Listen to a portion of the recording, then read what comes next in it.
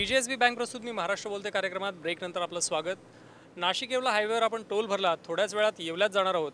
काय म्हणतायत भुजबळांचे विरोधक पाहूयात। छगन भुजबळांनी येवल्यात केलेल्या विकास कामांबद्दल भुजबळांचे विरोधक नाराज आहेत। भुजबळांनी केलेली विकास कामं वरवरची आहेत, त्याचा येवलेकरांना प्रत्यक्ष फायदा होत नाही असं विरोधक म्हणतात। येवला शहरामध्ये प्रवेश केल्यानंतर अनेक इमारती दिसतात, अनेक ठिकाणी छगन भुजबळांनी काम केलं असं समजतं। ट्रॅफिक पार्क झालेला आहे, थोडंफार एक घाट झालेला आहे नदीवरती, त्याच्यानंतर नाट्यगृह झालेलं आहे, ग्रामीण रुग्णालय आहे। हे या सर्व इमारती दिसतात, पण खरंच काम झालंय का? खरंच भुजबळांपर्यंत भुजबळ हे लोकांपर्यंत पोहोचलेत का? हा एक महत्त्वाचा प्रश्न आहे।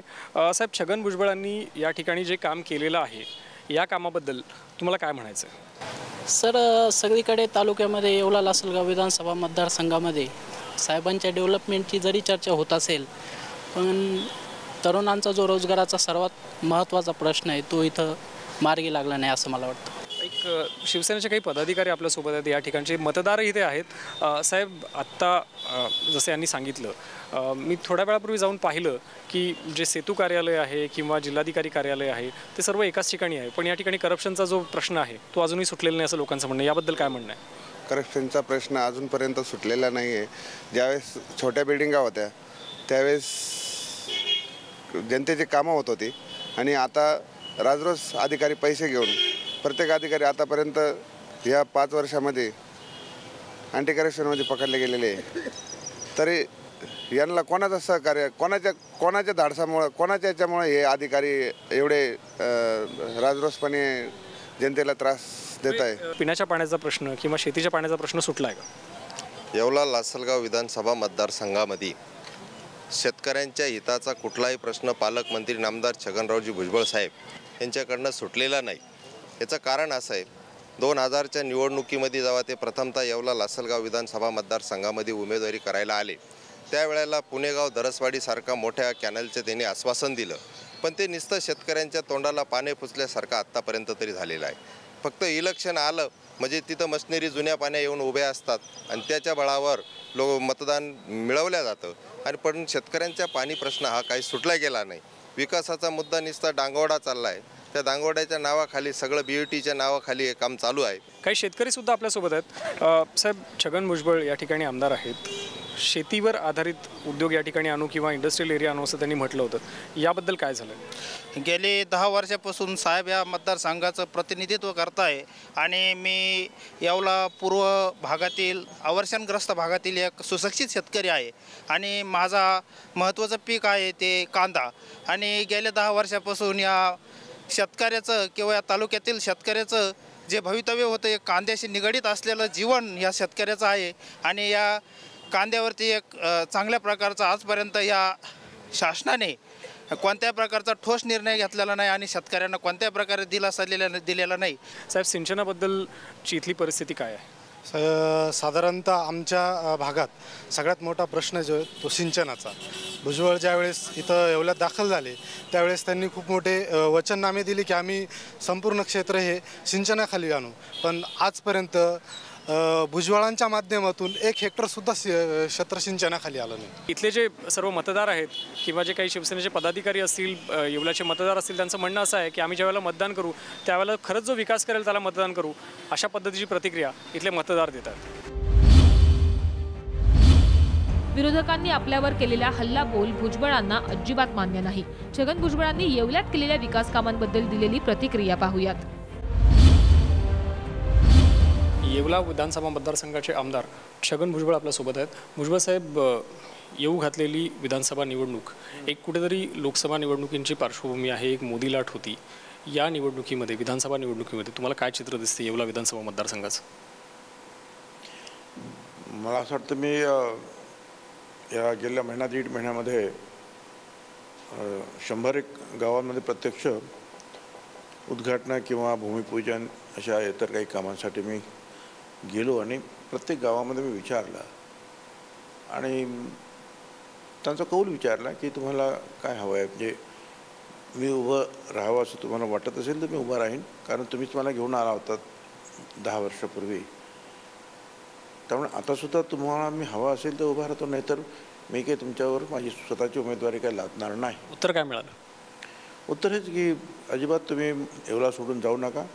मागची काही जी लोकसभेची निवडणूक झाली तिचा काही विचार अजिबात तुम्ही काही करू नका.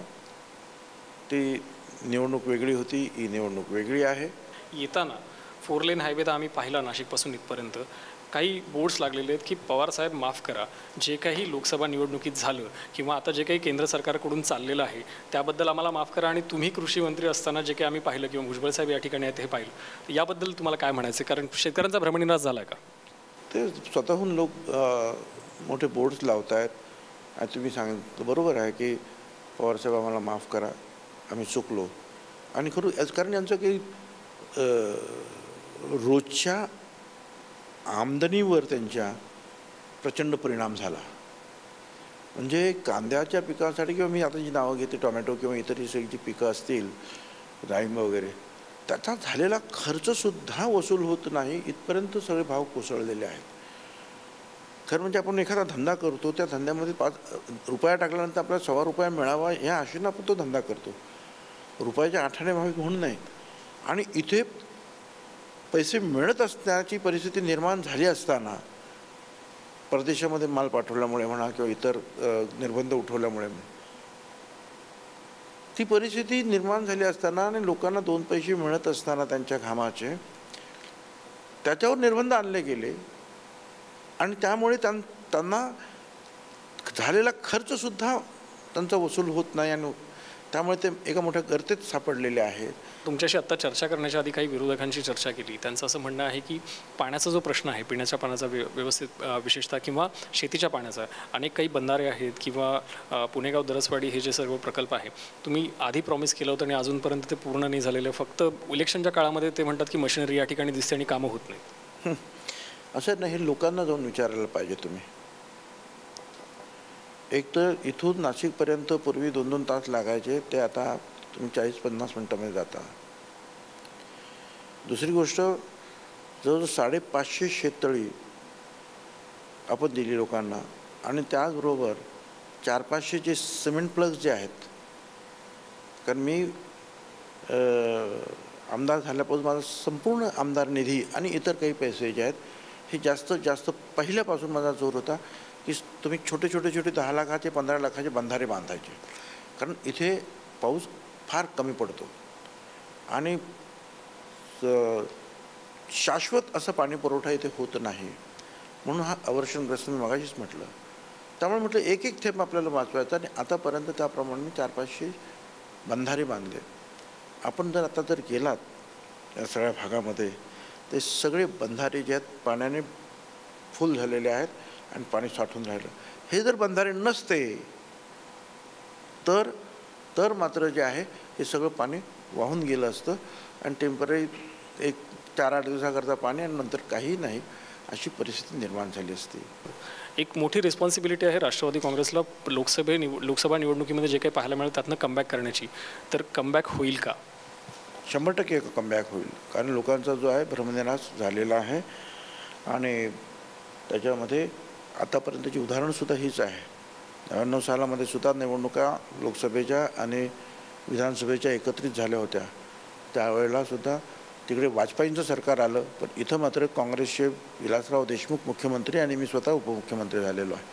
त्याच्यामुळे लोकांना बरोबर कळतं की राज्याच्या दृष्टीनं महत्त्वाचं काय आहे आणि काय करायला पाहिजे.